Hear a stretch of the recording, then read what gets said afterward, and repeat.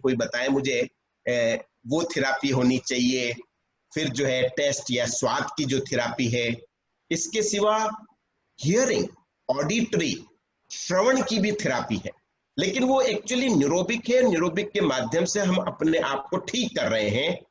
Neurobic का मतलब ये है कि जिम ऑफ द माइंड या माइंड की एक्सरसाइज, उस रूप में आप इसको शायद ज्यादा ग्रहण कर पाए। एरोबिक्स जैसे हाथ पांव की बात करते हैं एक्सरसाइज, न्यूरोबिक हम अपने मस्तिष्क की, माइंड की, ब्रेन की एक्सरसाइज की बात कर रहे हैं कि हम हमेशा सारे ब्रेन को यूज नहीं करते हैं। तो उसके साथ में जो स्पर्श है, आप जानते हैं कि कैसे एक नन्हा बच्चा अपनी माँ की गोद में कितना अच्छा फील करता है। जो ही उसको आप उठा के एक तरफ रख दो, वो रोने लग जाता है। उसके पीछे वो स्पर्श, स्पर्श के साथ में जो तापक्रम है, वह उसको सूदिंग का काम करके अच्छी प्रतीति देता है। उसी तरह मसाज में जब डीप में जाते हैं तो यह भी ब्रेन को स्टिमुलेट करता है। कई वाइब्रेशन के माध्यम से, एक्यूप्रेशर के माध्यम से, एक्यूपंक्चर के माध्यम से, इस प्रकार हम अपने पूरे शरीर के जितनी संवेदनाएं हैं, जितने सेंसेशंस हैं, वो सारे सेंसेशन हमारे ब्रेन में जाके ब्रेन के अलग अलग भागों को फिर से सचेतन करते हैं, उनमें चेतना भरते हैं, वे रिजुविनेट होने लगते हैं। तो आपने सही कहा, कलर। अब उसके लिए अब बताइए कि कैसे ये हम अभी अपने घर में रहते हुए इन न्यूरोबिक्स को सेंसरी स्टिमुलेशन के माध्यम से हम अपने ब्रेन को स्टिमुलेट करें। तो यदि आप पांव से चलें तो जो हमारे नीचे सोल है, आप यदि एक ही प्रकार के सेंसेशन रह रहे हैं, केवल मात्र चप्पल पहन के यदि चलते हैं तो बिना चप्पल के चलिए, और यदि आप बिना चप्पल के चलते हैं तो थोड़ा चप्पल पहन के चलिए। घर के वो विभिन्न प्रकार की जो चीजें, उनके ऊपर अपने पंजे को यदि आप मलेंगे तो आपको देखेगा, अपने हाथ से भी यदि आप उसका मसाज करेंगे, अपनी उंगलियों के बीच में उंगलियां डाल के जब उनको आप मसाज करेंगे, तो देखिए एकदम से हमारे ब्रेन के अंदर वो भाग अलग रूप में स्टिमुलेट हो जाएंगे। इस प्रकार पाँव में आजकल ऐसे चप्पल भी हैं जिनके अंदर एक्यूप्रेशर का काम कर सकते हैं, वो ये भी आपको स्टिमुलेट करेंगे। मतलब कहना है कि जो हर समय जो सेंसेशन जा रहे हैं, उनको आप बदल के अपने त्वचा को मसाज करके, सूर्य स्नान करके, ठंडे पानी से, ऐसे सभी करके हम अपनी स्किन को तो कर ही सकते हैं घर में रह के। इस मौसम में यदि आप दिन में 3 या 4 बार स्नान कर लेंगे तो हर बार आपको एक बहुत अच्छा स्टिमुलेशन मिलेगा। आपका पैरासिम्पैथेटिक सिस्टम जो कि रिलैक्स करता है, वह स्टिमुलेट होगा। Stimulation of the parasympathetic system which relaxes you, उसमें एक यह स्नान की बात भी आ सकती है। श्रवण की दृष्टि से यदि हम देखेंगे तो मैं जैसे एक टोन में बोल रहा हूं और फिर जाके मैं थोड़ा धीरे होके आपसे वापस बात करने लगता हूं, तो आपका अटेंशन बढ़ता है। आपकी जो नमनेस आ गई थी, मैं एक वॉइस में बात कर रहा था, अब आप थोड़ा और अलग ढंग से सचेत होके उसको सुनने लगते हैं। तो इस तरह स्पीच में जो आरोह अवरोह बोला गया है, जब कोई स्पीच देता है, आपको बताऊं वो स्पीच के लिए क्या हुआ कि एक मंत्री ने अपने सेक्रेटरी को बोला कि भैया 15 मिनट की एक अच्छी स्पीच बना के दे दे। सेक्रेटरी ने 15 मिनट की स्पीच बना के उसको दे दी। मंत्री चले गए, जाके उन्होंने स्पीच दी, और स्पीच दे के आके 1 घंटा पूरा लग गया। आके अपने सेक्रेटरी के एक झापट मारी कि बड़े बेवकूफ आदमी हो, तुमको कहा था कि 15 मिनट की बनाना, तुमने 1 घंटे की क्यों बना दी? तो बोला सॉरी सर, ऐसा हुआ कि मैंने उसमें 3 कार्बन कॉपी भी लगा दी थी।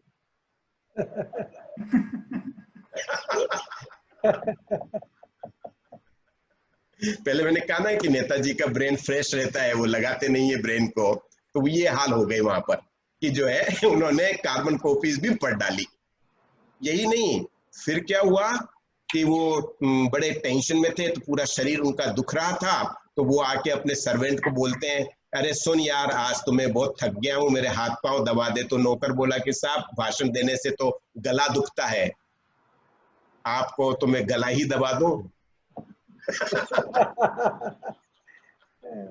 तो हम आए थे कि किस प्रकार से श्रवण जैसी हमारी जो ये ग्रंथि है, रिसेप्टर्स हैं, ये हमको यदि अलग अलग तरह के राग, अलग अलग तरह का म्यूजिक, अलग अलग तरह का संगीत यदि हमने सुना, तो यह हमारे मस्तिष्क के विभिन्न केंद्रों पर, जो कि अलग अलग न्यूरॉन्स होते हैं, वो अलग अलग तरह के राग से जगते हैं। तो यदि आपको चाहिए कि आपके वो श्रवण वाला भाग जो दिमाग का है वह अच्छा उद्दीपित रहे, तो जब इस कोरोना के संक्रमण के समय में यदि आपने विभिन्न प्रकार से श्रवण शक्ति को अलग अलग न्यूरोबिक्स के माध्यम से यदि जगाए रखा, तो आपको आश्चर्य होगा कि आप इतना फ्रेश फील करेंगे। वैसे भी सभी का अनुभव है कि गाना सुनने के बाद में हम कितना अच्छा फील करते हैं। आश्चर्य यह है कि जब हम गाना किसी दुख भरी गाथा का भी सुनते हैं, उस समय भी हम वेदना भरे हुए को भी सुनने के बाद बड़ी शांति मिलती है, क्योंकि हम सोचते हैं कि हाँ, कोई हमारे जैसा और भी है जिसको भी वेदनाएं हैं। मिटा दो इसे तुम, जला दो इसे तुम, ये दुनिया जो गुरुदत्त का गाना है वह भी अच्छा लगता है। और जो है ये कौन चित्रकार है, ये किस कवि की कल्पना है, जो जितेंद्र किसी मूवी में गाता है। तो कहने का मतलब यह है कि इन सभी के साथ में आपको आश्चर्य है कि क्यों एक लोरी सुनते हुए बच्चा नींद में चला जाता है, या कि योग निद्रा के योग वाले गीत को हम सुनते हुए रात को आराम से सो सकते हैं। ये निद्रा को लाने का तरीका है, हमारी संस्कृति की लोरी हो या फिर हो आपका योग निद्रा का म्यूजिक हो। तो कहने का ये तात्पर्य है कि म्यूजिक का, इन तरंगों का हमारे शरीर पे बहुत बड़ा प्रभाव पड़ता है। और हम आपको यह भी बता दें कि भारतीय संगीत हमारी आत्मा को जगाता है और पाश्चात्य संगीत हमारे शरीर को जगाता है। और आप देखेंगे कि आप जब डिस्को या वो वाले जो म्यूजिक सुनेंगे पाश्चात्य संगीत के, तो शरीर उसके अंदर जगता है। लेकिन जब आपने भारतीय संगीत को सुनेंगे, तो ऐसी आत्मा के अंदर आपको शांति का अनुभव होगा। You will feel a lot of soothing effect when you listen the Indian music, or when you listen a Western music. Your whole body is tight at that time. Mostly, it is not that all the musics in the Western are like this, but in general we talk about it. तो आपने अभी देखा है कि घर में रहते हुए किस प्रकार से हम अपने इन श्रवण की रिसेप्टर्स को, हमारी इस को, हमारी इस ताकत को, शक्ति को विभिन्न प्रकार के रागों से उसको सचेत करके ब्रेन के अंदर, usually it is the temporal lobe जिसके अंदर ये श्रवण आती है, हम उसको उद्दीपित कर सकते हैं। तो श्रवण की बात करी है हमने रंगों की बात करिए। रंगों में आंखों का ऐसा कहना चाहूंगा मैं आपसे, अधिकतर काम आप देखिए आंख खोल के करते हैं, पर जब खाने पे आप बैठ जाएं, खाना खाती समय सारी व्यवस्था होने के बाद जब आप खाएं, तो आंख को बंद करके मुंह में रख के ध्यान मग्न होकर जब खाना आप खाएंगे, आपको आश्चर्य होगा कि अरे क्या गजब की चीज हो रही है मेरे मुंह के अंदर।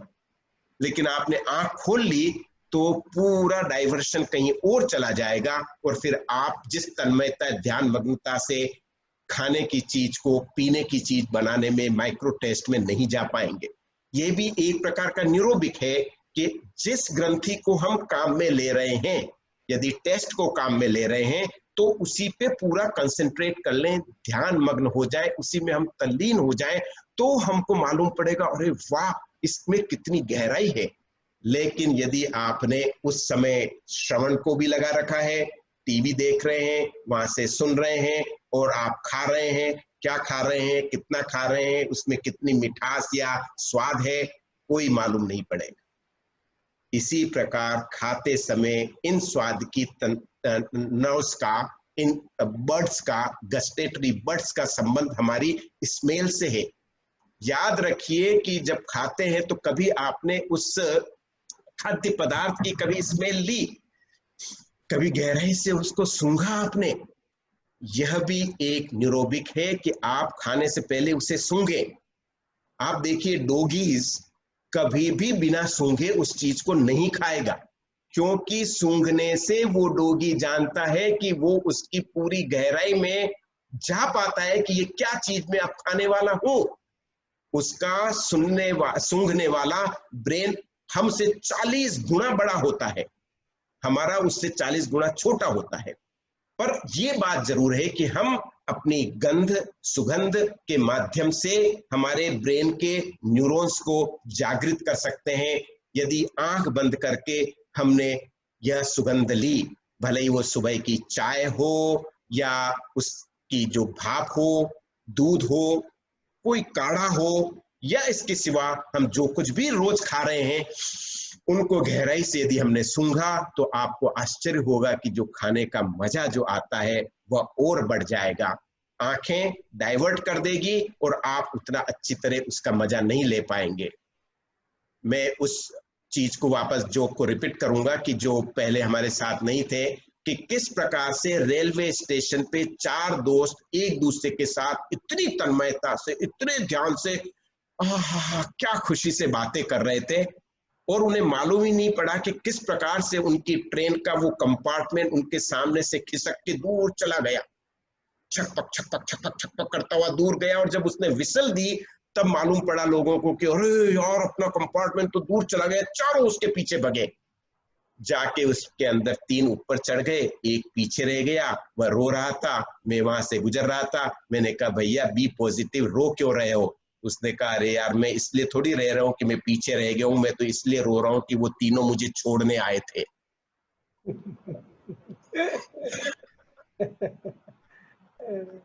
जो अंदर चढ़ गए और मैं पीछे रह गया। मतलब ये है कि जब हम इमोशनल हो जाते हैं, निगेटिव हो या इवन पॉजिटिव हो, तब हम साइड में देखना भूल जाते हैं। तेज रफ्तार से जाती हुई हमारी कार में से हम कभी भी बाहर नहीं देख पाते कि क्या हो रहा है, केवल सामने नजर रहती है। इसीलिए फास्ट लाइफ में हमारा ब्रॉडर एस्पेक्ट चला गया है, हम केवल एक ही जगह पे रह गए हैं। लेकिन उस एक जगह में जिसको यदि कोई कहना चाहे कि कंसेंट्रेशन है, तो हम ये कहेंगे कि कंसेंट्रेशन के अंदर वाइडर फील्ड भी होना आवश्यक है, जिसको कह सकते हैं कि एक समग्रता में एकाग्रता होनी चाहिए। चिड़िया की आंख की एकाग्रता हो, लेकिन समग्रता ये हो कि आप 3D के अंदर भी ध्यान रखें कि कहीं से और कोई वार तो नहीं कर रहा है। तो एकाग्रता समग्रता में होनी चाहिए। यह चीज यदि होगी तो ही आप अच्छी तरह काम कर सकेंगे। तो अब हम जब बात कर रहे थे कि किस प्रकार से गंध और किस प्रकार से स्वाद एक न्यूरोबिक्स बन सकते हैं, ये आप अपना टेस्ट बदलते रहें। आज जो खा रहे हैं कल कोई दूसरी चीज खाएं, तरसों तीसरी चीज खाएं। और इसीलिए प्रकृति ने विविध प्रकार के फल फूल तरकारियां आदि दिए, अन्न और धान दिए हैं, इसीलिए कि आपको इन सब की आवश्यकता है और आप इन सब का सेवन करें, बदल बदल कर करें, तो अपने आप न्यूरोबिक्स हो जाएगी। और पहले बात कर चुके हैं कि थोड़ा थोड़ा खाना, ज्यादा बार खाना चाहिए। ये एक प्रो नेचर की बात मैं आपको इम्यूनिटी के साथ समझा देता कि हमारे पेट में जो 9 फीट लंबी आंत है, उसमें से इतने सारे तंतु जिन्हें हम लिम्फेटिक्स कहते हैं, वो बहुत बड़े एक लिम्फ नोड्स का जाल बिछा हुआ है, वहां पे जाके उनको स्टिमुलेट करते हैं। यदि आप लंबे समय भूखे रहे, जो कि कई बार बड़े लंबे उपवासों में होता है, उसके अंदर आपकी यहां पर जो स्टिमुलेशन की चीज जा रही थी वो कम हो जाती है। इसका मतलब मैं ये नहीं कह रहा हूं कि आप जो है लंबी तपस्या में या भूखे रहने की या व्रत या उपवास नहीं करें, ऐसा आना भी आपके लिए न्यूरोबिक्स है। लेकिन उस समय में यदि उस तपस्या में थोड़ा बहुत कुछ लेने की यदि आपको परमिशन है, जो 9 दिन वाले या 1 महीने वाले में होती है कि जहां पे पानी ही लिया जाता है, वहां पे ये आवश्यक है कि थोड़ी बहुत चीजें हमारे शरीर में जानी चाहिए। आज के वैज्ञानिक आधार पर इतने लंबे समय तक भूखे रहना ठीक नहीं है, और एक साथ बहुत सारा खा के पेट पे भार डालना भी ठीक नहीं है। तो आप थोड़ा थोड़ा खाएंगे, हर बार जब पेट में वह चीज जाएगी तो वह जाके लिम्फेटिक सिस्टम को स्टिमुलेट करेगी। आज जब कोरोना के समय में आप घर के अंदर अपने लोगों के संग में हैं, तो थोड़ा थोड़ा ज्यादा बार खाएं, उससे आपकी इम्यूनिटी बढ़ेगी और बदल बदल के खाएंगे तो और ब्रेन रिजुविनेट होगा, आपका इम्यून सिस्टम और ज्यादा अच्छा बढ़ जाएगा। ज्यादा फल फूल तरकारी वगैरह खाएं, क्योंकि आज आपको ज्यादा कैलोरीज की जरूरत नहीं है, क्योंकि कुछ तो एक्टिविटी हमारी कम हुई है। तो हम इन चीजों पर पूरी तरह से विस्तार से बात कर चुके हैं कि किस प्रकार से न्यूरोबिक्स हम इन चीजों के माध्यम से आज हमारे जीवन में, इस जीवन शैली में जब हम घर में हैं, विविधताओं को लाके हम ब्रेन के कई पार्ट्स को स्टिमुलेट कर सकते हैं। मैं समझता हूं इस समय यदि किसी को कुछ प्रश्न पूछना है तो वो पूछ सकता है। अच्छा, नहीं राधेश्याम जी, क्या हुआ जी? किसी को पूछना है या मैं आगे बढ़ूं? उमेश जी। हाँ डॉक्टर साहब, आगे बढ़िए डॉक्टर साहब। मैं आगे बढ़ूं उससे पहले ये बता देता हूं कि ट्रेन में एक बूढ़ा व्यक्ति जा रहा था। वो ऊपर की बर्थ पे सोया हुआ था, नीचे की बर्थ पे एक पिता अपनी छोटी बच्ची के साथ में ट्रैवल कर रहा था। तो थोड़ी देर में वो बच्ची बोली, पापा पापा मेरे सिर में दर्द हो रहा है। तो पापा ने उसके सिर पे पुचकारी करी और बेटा ठीक हो गया? तो बच्ची बोली हाँ ठीक हो गया। छकपक छकपक छकपक थोड़ी देर और ट्रेन चली तो फिर वो बच्ची बोली कि पापा पापा मेरे हाथ में दर्द हो रहा है। तो पिताजी ने हाथ पे भी उसके बच्ची करी, ठीक हो गया? वो ठीक हो गया। तो ऊपर से जो बूढ़ा आदमी सोया था उसने अपनी मुंडी नीचे करके उस आदमी को पूछा कि बेटा पाइल्स का इलाज भी ऐसे ही होता है क्या?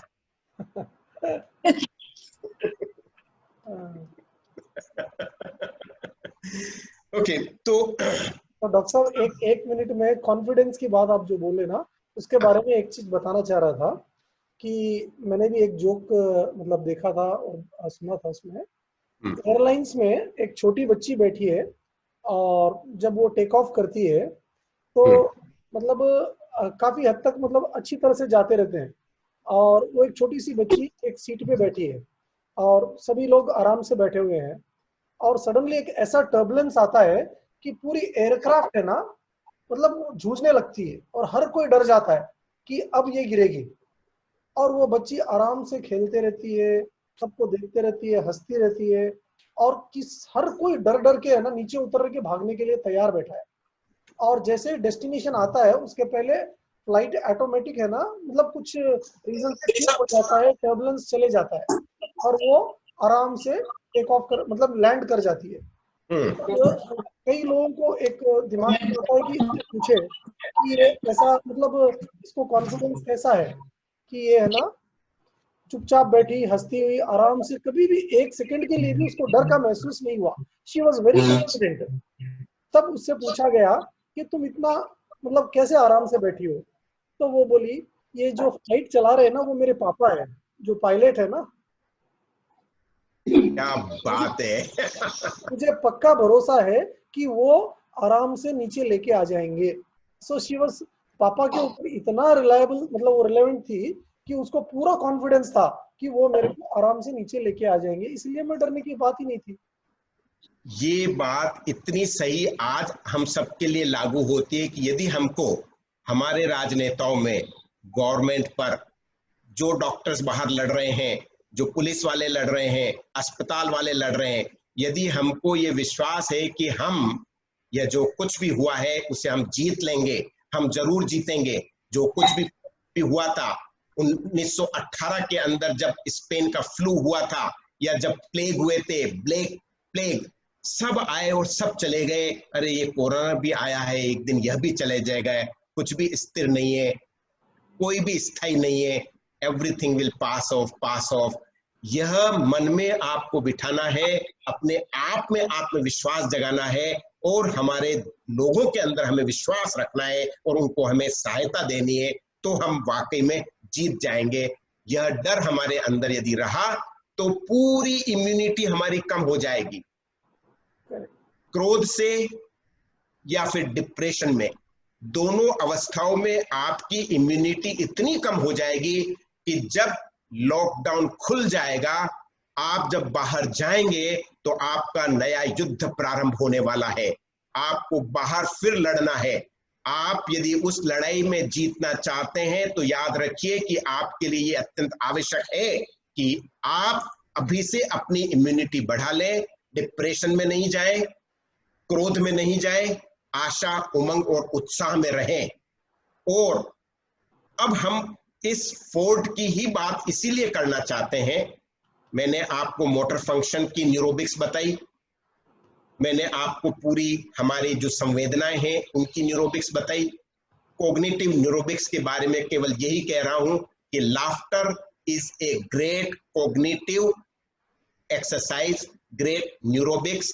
हमने पहले इसमें बहुत बात कर ली है, इसलिए अब मैं इसके बारे में ज्यादा नहीं बोलूंगा, आप खुद ही इसका अनुभव कर रहे हैं कि how laughter is a best medicine, how laughter improve your health. और जो हमने कहा था कि जो हंसते हैं और हंसाते हैं वे स्वर्ग नहीं जाते, वे जहां रहते हैं उसे ही स्वर्ग बना देते हैं।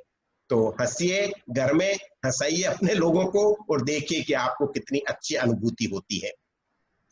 तो अब हमारे देशवासियों के लिए एक बहुत बड़ा संदेश ये है कि कई ऐसे हैं कि जो देश की आजादी के बहुत सालों बाद में पैदा हुए हैं, उन युवाओं को एक संदेश भेजना है कि आज हम जिस स्वतंत्रता के देश में जी रहे हैं वो स्वतंत्रता हमें कोई आसानी से नहीं मिली थी।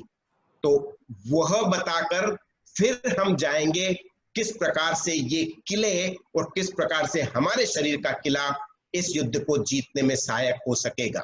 तो पहले मैं अपनी उस कविता की थोड़ी लाइनें ही पढ़ूंगा, पूरा नहीं पढ़ूंगा, कि सागर से खूनी तूफान उठा था, धरती पर हत्यारा भूकंप चला था, वसुधा के गर्भ से विध्वंसकीय ज्वालामुखी उठा था।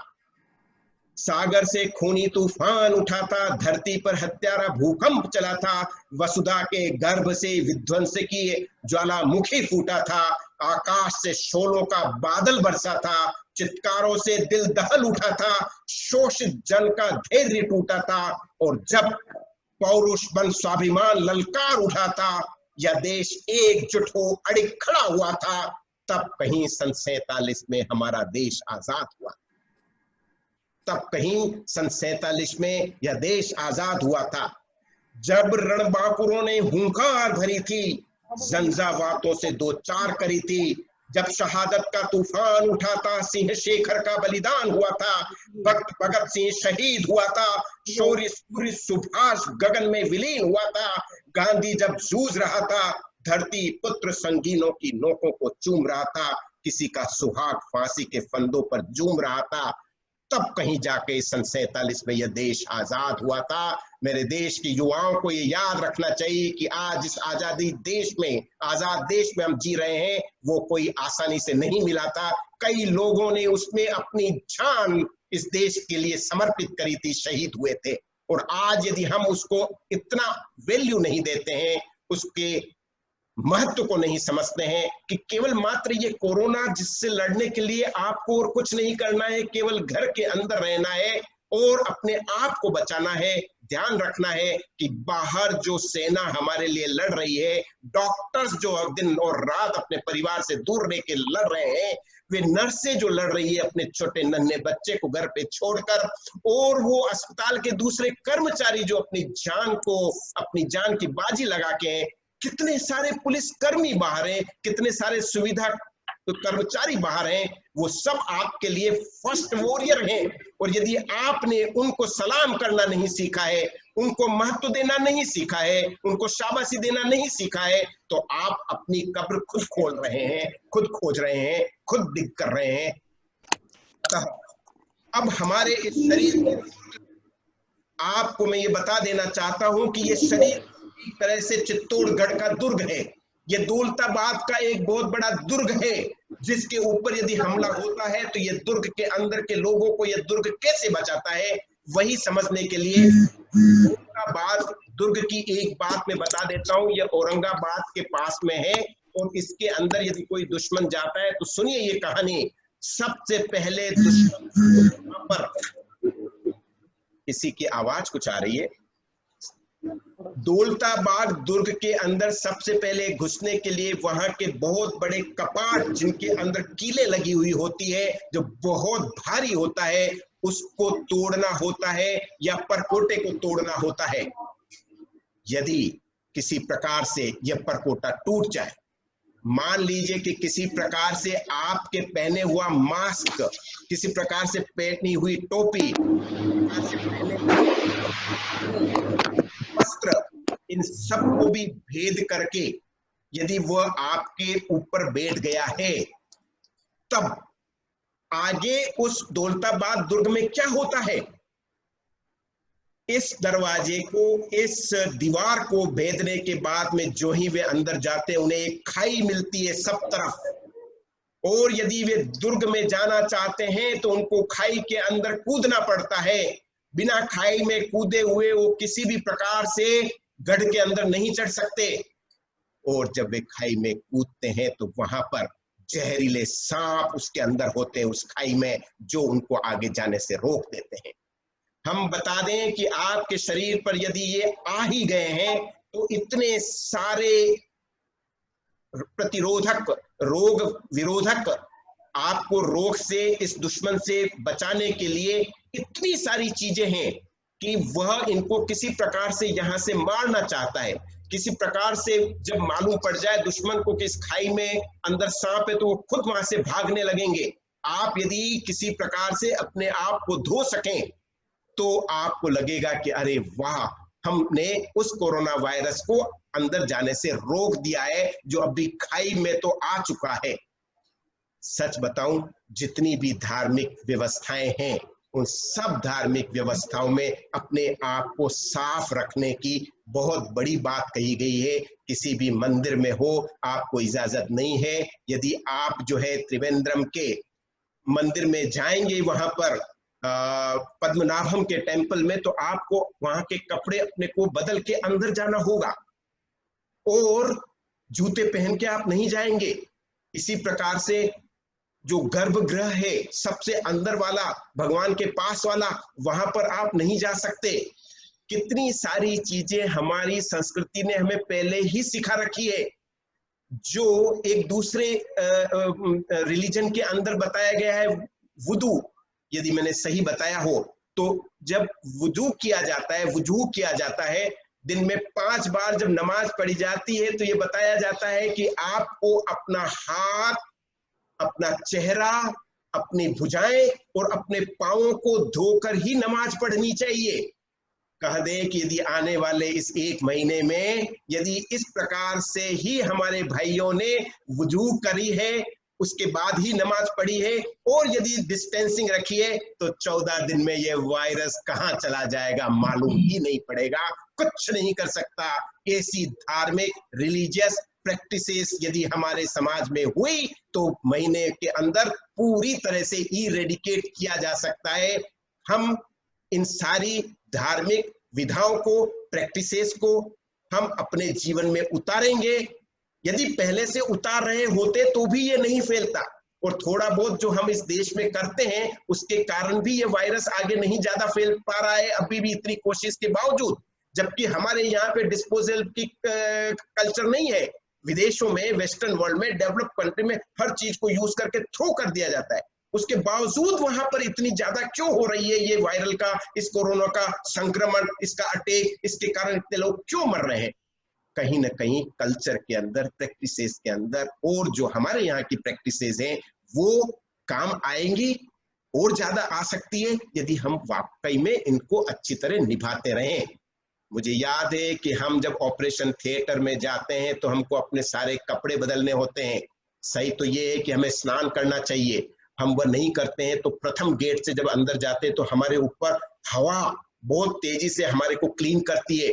पाँवों के पास से पानी बहता है जो हमारे पाँवों को अपने आप धोता है, हमें नहीं धोना होता। उसके बाद में हम अंदर जाके इस तरह के गाउन्स और मास्क और न जाने क्या नहीं पहनते हैं। उसके बाद इतना 10 मिनट तक अपने हाथों को सैनिटाइज करते हैं। ये सब कर कर ही हम फिर जाके पेशेंट के ऊपर ऑपरेशन करते हैं।